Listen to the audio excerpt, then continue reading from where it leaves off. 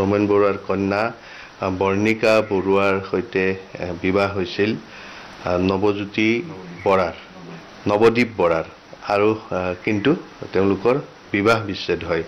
আৰু তথাপিও তেজপুৰত আছে মোৰ লগত বৰ্তমান নৱদ্বীপ বৰা। মই তেখেতৰ পৰা অকণমান জানিব বিচাৰিম। আপুনি খুব ওচৰৰ পৰাই পাইছে ৰমেন বৰুৱাক। হয় হয়।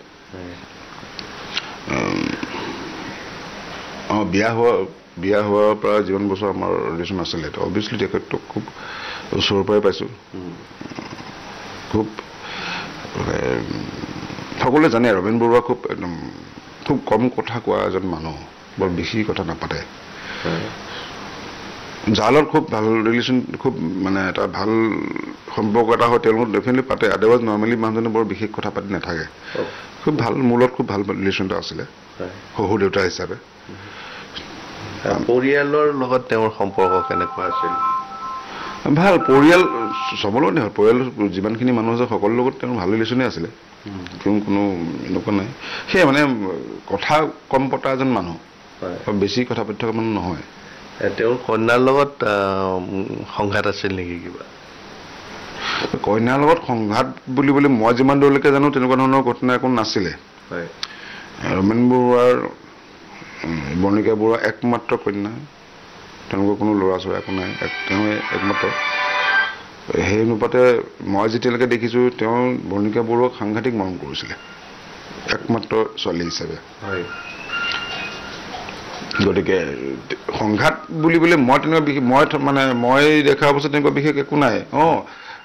তৰ্ক কাজিয়া কিবা এটা প্ৰত্যেকটো মানুহৰ লগত ইটো সিটো হয়। তেওঁৰ বাপেকৰ লগত কেতিয়াবা কাজিয়া পেচাল হোৱা মই দেখিছোঁ। মানে কিবা বাপেকে চাপোজ ক'লে যে আমুকটো কোৱাটো ভাল পোৱা নাই, বা তেওঁৰ বাপেকক কেতিয়াবা কয় যে তুমি আমুকটো কোৱাটো মই ভাল পাওঁ, সেই হিচাপে তেওঁলোকৰ তৰ্কাতৰ্কি হয়, কিবা হয়।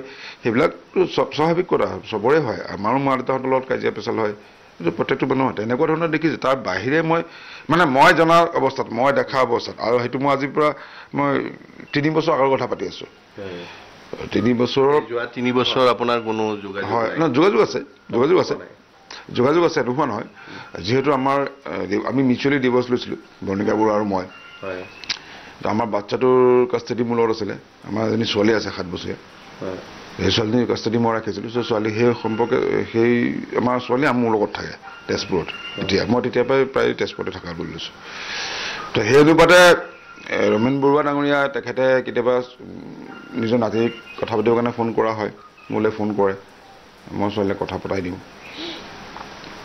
বা বৰ্ণিকা বৰুৱাই মোলৈ ফোন কৰে, বা বৰ্ণিকা কেতিয়াবা তেজপুৰলৈ আহে আমাৰ ছোৱালী লগ পাবৰ কাৰণে, কেতিয়াবা মই গুৱাহাটীলৈ লৈ যাওঁ আমাৰ ছোৱালীক সিহঁতৰ ঘৰলৈ। তেনেকুৱা এটা, তাৰ বাহিৰে বৰ বিশেষ একো নাই। সিমানখিনিয়ে আমাৰ ৰিলেশ্যন। ককাকে বিচাৰিছিলে নাতিক মাজে মাজে?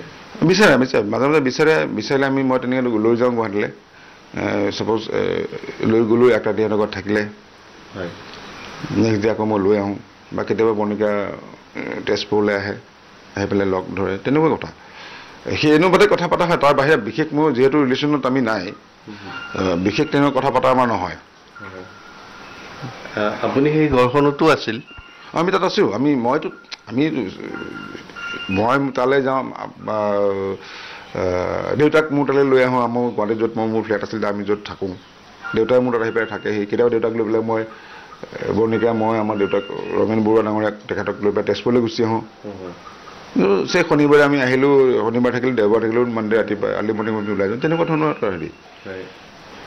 যোৱা 3 বছৰ আপোনালোকৰ লগত কিছু সম্পৰ্কৰ ব্যাঘাত জন্মিছে। কাৰ লগত? মানে আপোনাৰ পত্নীৰ লগত? আমি 3 বছৰ আগতে আমাৰ যিহেতু মিউচুৱেল ডিভৰ্চ এটা আমাৰ হৈছিলে, তাৰপিছতো বিশেষ আমাৰ কথা পতা তেনেকুৱা নহয়। আমি জাষ্ট এইটোৱে মই ক'লোঁ না, মোৰ ছোৱালীজনীৰ লগত কথা পাতিবৰ কাৰণেই তেওঁ ফোন কৰে, মোৰ ছোৱালীৰ লগত কথা পাতে। ইয়াৰ আগতে তেওঁৰ ছোৱালী আৰু পিতৃ আৰু তেওঁৰ কন্যা বৰ্ণিকা বৰুৱা, তেওঁলোকৰ মাজত কিবা বাক বিতণ্ডা এনেকুৱা হয় নেকি? সেইটো মই অলৰেডি ক'লোঁ। তেওঁলোকৰ নৰ্মেল প্ৰত্যেকখন ঘৰত যেনে কিবা কথাত কাৰোবাৰ লগত কিবা কাজিয়া পেচাল হয়, ঘৰৰ মানুহত কথাৰ হেৰি কাটি হৈ পেলাই এজনী সিজনক কিবা কোৱা, সিজনী সিজনক কিবা কোৱা, তেওঁৰ কাজিয়া ডেফিনেটলি চলে। সেইটো প্ৰত্যেক ঘৰতে চলে এইটো আপোনাৰ ঘৰতো হয়তো চলিব মোৰ ঘৰতো হয়তো চলে আমি মাক বা এটা বয়সত মা দেউতাহঁতক আমি কিবা কথা ক'বলগীয়া হয় তেনেকুৱা ধৰণৰ চলে সেইটো তেওঁৰ ঘৰতো চলে সেইটো মোৰ ঘৰতো চলে হয়তো আপোনাৰ ঘৰত তেনেকুৱা ধৰণৰ চলিব তেনেকুৱা ধৰণৰ ঘটনা সদায় ঘটি থাকে সেইটোতো কোনো নতুন বস্তু নহয় আপুনি যেতিয়া খবৰটো পালে যে ৰমেন বৰুৱা হঠাৎ নিৰুদ্দেশ হ'ল আপুনি মানে কি ভাবিলে যে হঠাৎ এনেকৈ নিৰুদ্দেশ মই মানে চাওক কথাটো এনেকুৱা ধৰণৰ সেইদিনাখন যেতিয়া প্ৰথম অৱস্থাত বৰ্ণিকা বৰুৱাৰ কিবা এটা পোষ্ট আছে দিছিলে ফেচবুকত বৰ্ণিকা বৰুৱাৰ লগত মই যিহেতু ফেচবুকত আমি ফেচবুকত একেলগে নাই ত' তেওঁৰ কিবা পোষ্ট মই দেখা নাপাওঁ তেওঁ কিবা এটা পোষ্ট কৰোঁতে 2-4জন মানুহে মোক চিনি পোৱা 2জনমান মানুহে মিউচুৱেল আমাৰ ফ্ৰেণ্ড যোন আছিলে তেওঁলোকে দেখি পেলাই তেওঁৰ পোষ্টটো দেখি পেলাই মোলৈ ফোন কৰিছিলে ফোন কৰোঁতে মই ক'লোঁ যে মইতো এইবিলাক দেখা নাপাওঁ গতিকে মইতো বিশেষ গম পোৱা নাই আৰু সেইদিনা খুব বৰষুণ হৈ আছিলে যেন সেই বৰষুণ ঠিক এৰিছে তেনে অৱস্থাত মই অলপ বাহিৰত গৈছিলোঁ তেতিয়া মই ঘৰলৈ আহি আছোঁ যেতিয়া সেইটো সময়ত টিভিত নিউজ বাজি আছিলে তেতিয়া আকৌ মোক কিছু মানুহে ফোন কৰি পেলাই সুধিলে যে এনেকুৱা নহয় তোমাৰ শহুৰ দেউতাৰ এনেকুৱা খবৰ পাতিও নাইকিয়া হৈ আছে তুমি কিবা গম পোৱা নেকি মই ক'লোঁ যে মইতো গম পোৱা নাই আপোনালোকে ক'ত দেখিছে যেতিয়া নিউজৰ কথাটো মই দৌৰা-দৌৰি ঘৰলৈ আহি পেলাই টিভিটো খুলি নিউজটো চালোঁ নিউজটো যেতিয়া দেখোঁতে মই গম পাইছোঁ যে এনেকুৱা ধৰণৰ ঘটনা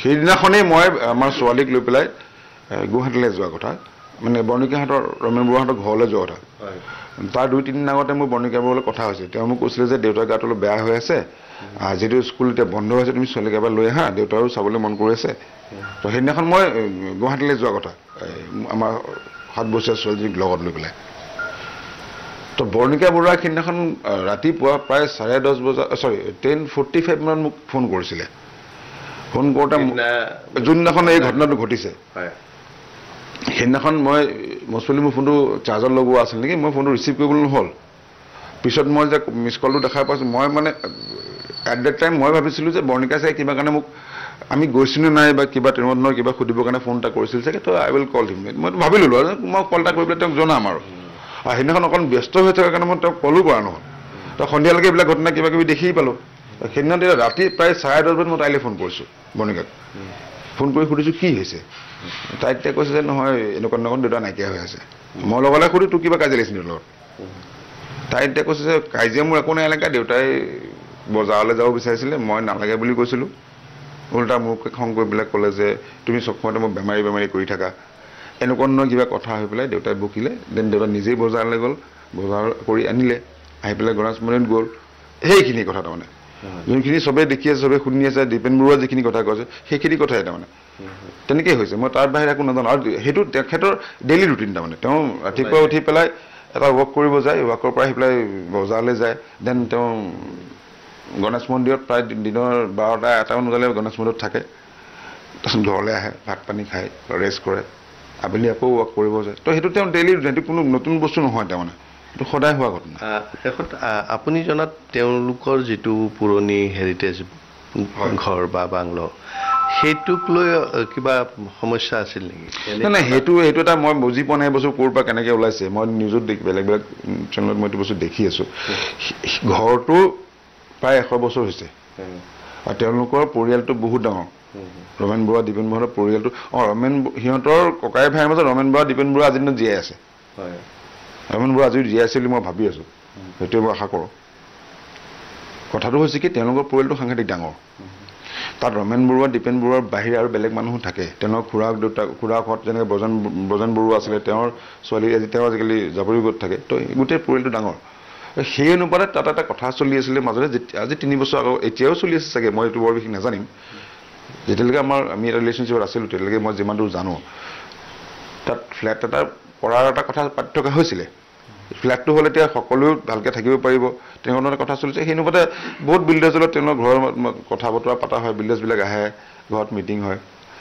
তাত সকলো মানুহ থাকে ৰমেন বৰুৱা থাকে দীপেন বৰুৱা থাকে তেওঁ ব্ৰজেন বৰুৱা ছোৱালী তেনেকৈ আছে তেওঁলোকৰ যিমানখিনি মানুহ আছে গোটেইখিনি মানুহ তেওঁলোকৰ আলোচনা হয় সেইটো হৈছিলে এটা কথা আৰু সেই বস্তুটো একমাত্ৰ দীপেন বৰুৱা ডাঙৰীয়া তেখেতে মানে অপ'জ কৰিছিলে তেখেতে কৈছিল যে আমি যিহেতু জীয়াই আছোঁ ঘৰটো এনেকৈ থাকক আমি ঢুকোৱাৰ পিছত তোমালোকে কিবা বনালে বনোৱা তাত মোৰ ক'বলৈ তেনেকুৱা ধৰণৰ এটা কথা সেই বস্তুটো দীপেন বৰুৱাই অপ'জ কৰাৰ কাৰণে সেই কথাটো তেনেকেই বন্ধ হৈ আছিলে যিমান দূৰলৈকে মই জানো যোৱা 3 বছৰ যদি আকৌ সেইটো কিবা চলিছে এইটোত মই ক'ব পৰা মোৰ হেৰি নাই কিন্তু মই সিমানখিনিয়ে জানো আপুনি আশা কৰিব সকলোৱে আশা কৰে যে ৰমেন বৰুৱা উভতি আহক আৰু তেখেতক যাতে সশৰীৰে সকলোৱে পুনৰ দেখা পায় তাকে আশা কৰিব যথেষ্ট কথাই ক'লে যদিও এতিয়া কিছু পৰিমাণে সম্পৰ্ক আছে পৰিয়ালৰ লগত অৱশ্যে ৰমেন বৰুৱাৰ যি কন্যাৰ সৈতে কিন্তু বিচ্ছেদ ঘটাৰ 3 বছৰে হ'ল আৰু নৱদীপ বৰাই তেখেতৰ ৰমেন বৰুৱাৰ একমাত্ৰ জোৱাই আছিল আৰু তেখেতে ইতিমধ্যে নিউজ লাইভৰ আগত সকলো কথা বিৱৰি ক'লে